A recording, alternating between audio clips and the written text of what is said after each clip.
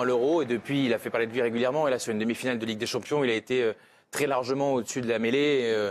Voilà, il y a les fameux matchs qui ont des coefficients supérieurs, largement supérieurs à d'autres. Celui-ci, c'en était un. Il a été largement au-dessus. C'est un joueur pas normal, dont on est les contemporains et dont on peut se féliciter. Il a l'air dégoûté. Vous avez vu très furtivement Dumfries avec le trophée de meilleur joueur, du match. Quoi? Oui, on vient de le voir.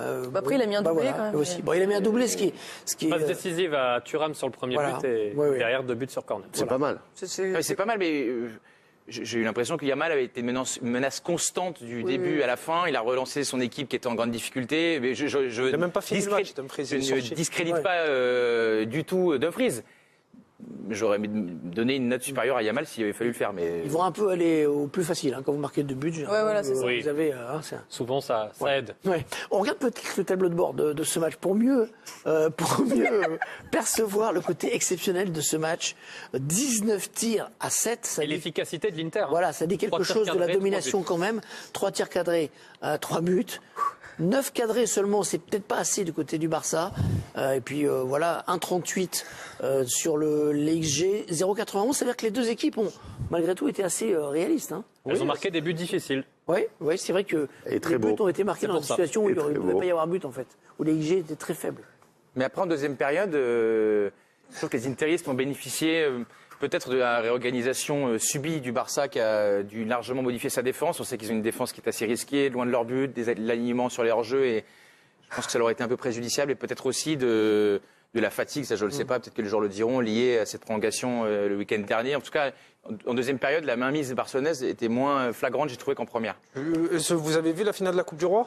Oui. Ça a été le même scénario. En première période, le Barça a été largement au-dessus. Et en deuxième période, le Real a pris le dessus. Donc physiquement, il y a une baisse. Les joueurs sont très utilisés au Barça. Une première réaction. Alessandro Bastoni est avec Margot Dumont, l'interiste, l'italien. Allez-y, Margot. C'est comme ça. Oui, il me dit qu'il a appris le français à l'école, mais bon, c'est déjà pas mal. On va la faire en italien, puis je vais le traduire en direct. Che partita, come l'hai vissuto? Quel match incroyable, comment est-ce que vous l'avez vécu?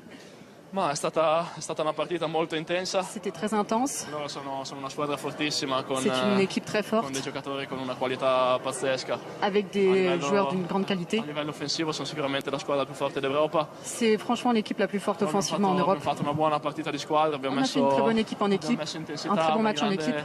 Una grande fase difensiva, dovremmo fare altrettanto al ritorno. Il a fallu être très fort défensivement, mais ça a été compliqué. Perché era difficile di difendersi su Yamal? Pourquoi c'est si dur de défendre sur Yamal qui a été exceptionnel ce soir? Sì, molto facile. Comment est-ce que vous voyez maintenant le match retour? Sarà molto dura. Ça va être très dur. Ci sarà da fare una grande partita a livello On va essayer difensivo. de faire un très grand match, surtout défensivement. Raddoppiare su tutti i loro giocatori offensivi e fargli male poi quando avremo la palla noi. Donc il va falloir être très fort, surtout à ce niveau-là. Merci beaucoup. Merci. Un petit mot en français? Non. Allez, on va pas exagérer. Merci beaucoup. Alessandro Bastoni avec Margot Dumont.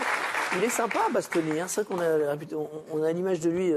C'est agréable. Il est un peu dur, mais... C'est agréable, mais il revient sur la Yamal, sur la performance du Barça offensivement, des talents offensifs du Barça.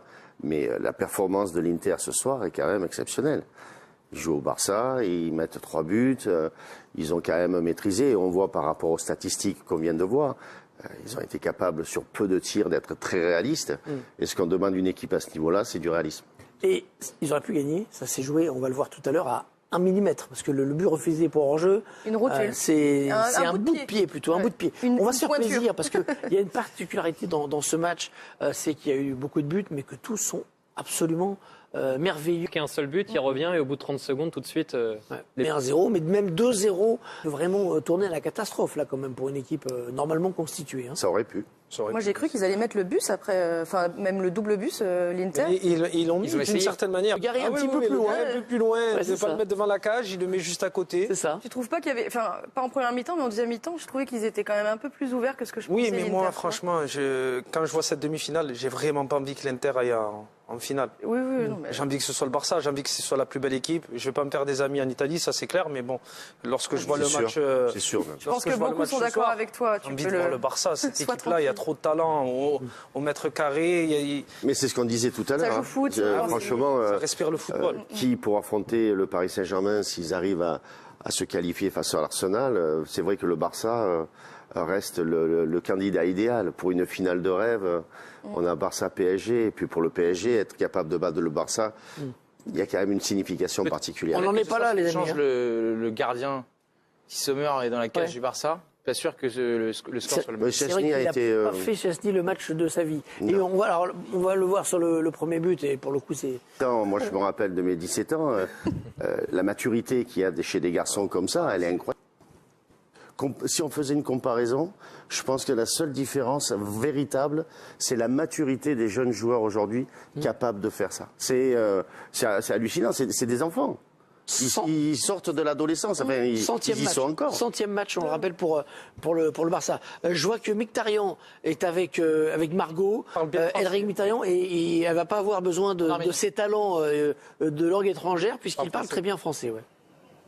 Oui, il parle très bien français puisque sa maman est francophone notamment.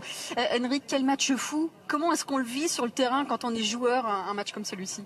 Pas facile. C'était pas un match facile et on a essayé de faire notre mieux. On a essayé d'avoir le ballon le plus possible, mais c'était difficile parce que les jeunes joueurs de Barcelone, ils pressaient très bien. C'était très dur de tenir le ballon, mais on a essayé quelques fois, même deuxième mi-temps, on a fait plusieurs fois, mais on n'a pas réussi à finaliser les moments. Mais quand même, on doit être fier d'avoir un grand match ici, jouer 3-3 et le match est encore ouvert. On peut essayer de faire mieux au retour et de gagner le match. En face, il y a eu quand même un poison, Yamal, qui a fait passer une sale soirée à Di Marco notamment. Bastoni nous disait que c'est le meilleur joueur du monde. Qu'est-ce que vous en pensez et comment vous avez vécu ce match face à lui? Il y a tout le monde qui voit quel joueur il est, Yamal. Et c'était vraiment très difficile parce que c'est un joueur très très fort. On a essayé de faire notre mieux de le fermer, de l'arrêter, mais c'était pas facile parce qu'il a un grand talent. Et j'espère que au retour on va faire mieux et on va pas le laisser jouer. Il y aura autant de spectacles au retour ou pas?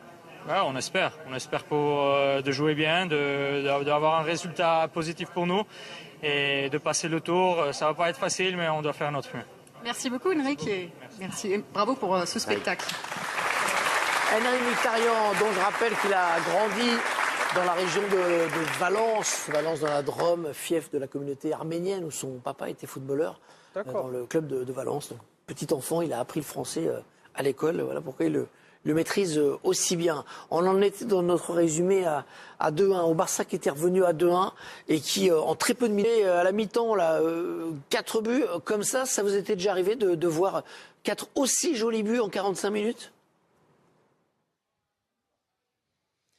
Alors franchement, je pense qu'il faut remonter à de lointains souvenirs et je pense pas que c'était en pro, mais c'est vrai que le spectacle de la première mi-temps était complètement fou et quand vous avez déjà un but au bout de 30 secondes de jeu, forcément ça ouvre les débats et quand le Barça est à ce niveau aussi, capable de revenir à 2-0 et de façon tellement magnifique avec un but exceptionnel individuel et aussi le talent collectif qu'il a fallu pour trouver cette égalisation, voilà, on est forcé de se régaler dans des soirées comme ça et c'est purement génial. Le scénario qu'on imaginait tous, avec les Catalans qui reviennent à 2-2, c'est une deuxième période où Barcelone a réussi à renverser. Et la surprise, c'est que c'est l'Inter qui a repris l'avantage à la 60. Vous avez deux joueurs, c'est le cas à Paris, qui font plus de 1m85 et qu'en face vous avez des joueurs plus athlétiques, c'est quand même difficile. Et on est en droit d'attendre sans doute du gardien à ce moment-là, qui sont en capacité de pouvoir un peu soulager sa défense. Absolument. Et il prend quand même 2 buts où l'attaquant est à 4 mètres d'écart, notamment sur le premier de Dumfries. Je ne sais pas si on va voir le ralenti du but de Mkhitaryan. Mais sur le but de oui, bien sûr, c'est très flagrant. Mais n'allez pas plus vite que la musique. Nous en sommes à dire qu'on a du mal à compter les buts. Juste, je voudrais qu'on revienne sur ce deuxième but, parce que vous parliez du duel avec Olmo. Oui, parce qu'on est en train de nous dire que c'est M. Turpin qui a demandé à Olmo de laisser Dumfries. Non, je blague. On voit que le marquage est un peu moins près dans un deuxième temps. Défensivement, quand il y a un déficit athlétique, il doit avoir une première ligne qui joue le bloc pour ralentir un petit peu la course pour les joueurs qui marquent en zone. Marcus Thuram avec Margot.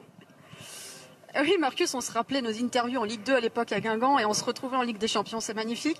Marcus, faut nous raconter un petit peu ce scénario fou. Est-ce que vous avez déjà vécu un match comme celui-là et comment on en ressort?